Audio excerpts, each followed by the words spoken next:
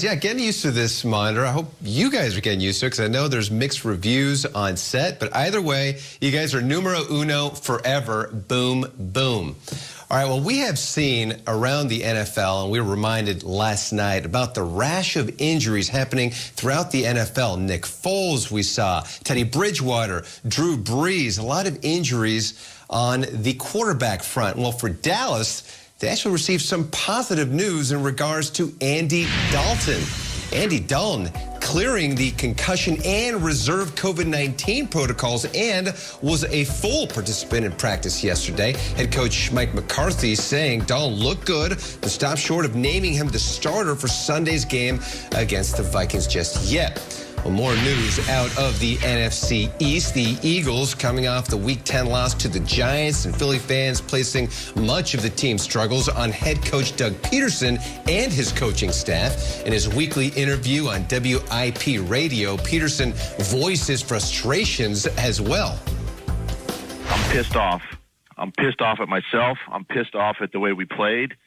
And it's just, it frustrates me. It frustrates me to no end. And you know, we have too much pride, and I have too much pride. These players have too much pride. We work our off during the week, and you know, it's frustrating. It is frustrating, and you know, blame it on me all you want. I'll handle it with the players. You can blame it on me. I'm a big guy. I can handle it. That's fine. But this is. We're self-inflicting ourselves. We are killing ourselves. We're shooting ourselves in the foot. All those cliche little, you know, statements is still showing up, and it's frustrating. It certainly is, and Peterson not holding back. Now the silver lining for the Eagles is that they are in first place, but if you were on Twitter, Kay, you saw a lot of people were saying, why can't the Eagles defend the zone read? I mean, they were taking a lot of heat for that, too. So Peterson owning up to it, Kay.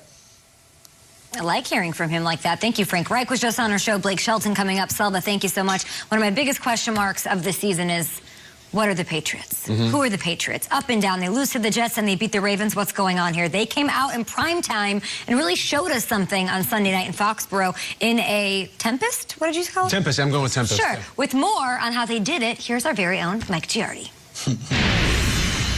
The Patriots' run defense this year has been abominable. 27th by the stats against the run this year, and the DVOA lower than that.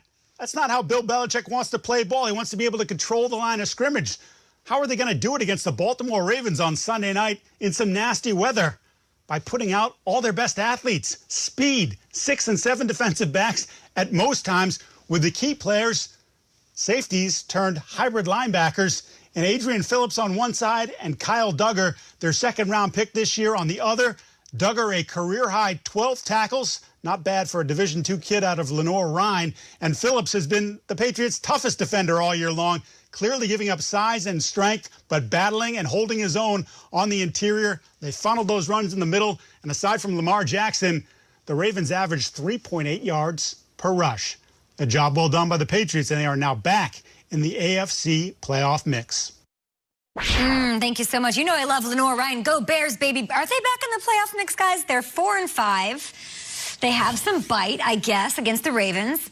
But, Schrags, there's like 6 teams that are 6-3 ahead of them. This playoff picture is not easy. AFC's loaded, right? And if you're a Patriots fan, you're like, all right, I want to get excited, but I understand we're 4-5. And yet, Sunday night was the real deal. You mentioned Kyle Duggar, Lenore-Rhine, but, I mean, Chase Winovich was all over the field.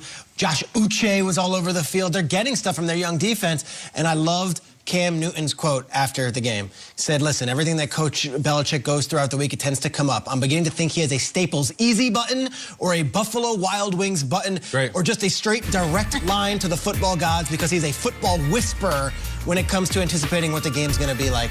This guy, he knows. He knows it's going to happen. So at 4-5, it's possible because this guy has an edge in the coaching game over all those guys you already mentioned who he's been coaching against over the next 2 weeks. We live in a world where for the last 20 years, the most terrifying words in our industry were, I'm out on the Patriots. I'm giving up on. Don't say that. It looks stupid. People's reputations have been ruined by saying it.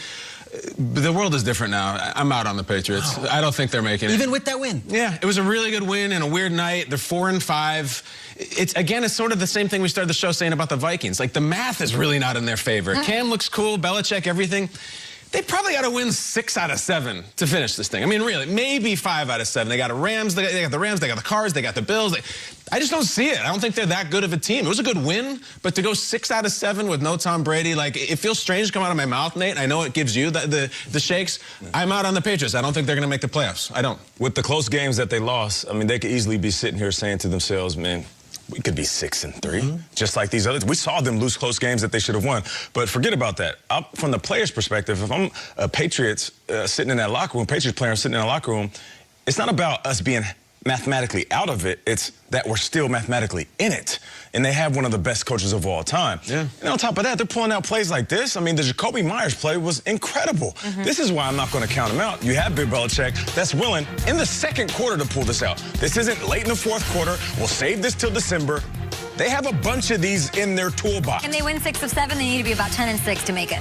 Yeah, we've seen it happen before. And if they're pulling out plays like this in the second quarter, and I guarantee they had a few more. If they needed them, they would have called it.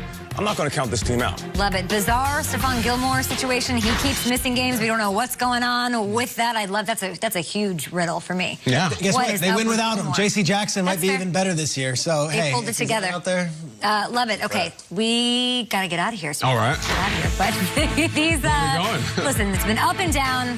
The world is kind of like the Patriots season so far. They're unprecedented times, and they've led to innovative ways to honor the game and those who we love that play it. While the traditional Pro Bowl isn't going to happen this year, sorry, apologies, we still want to celebrate all of the accomplishments of the league's best players. It is the Pro Bowl Vote presented by Verizon. You can vote for your favorite players to be Pro Bowlers. Head on over to NFL.com/Pro Bowl vote to cast yours. It's NFL Network that will reveal this year's rosters for the Pro Bowl presented by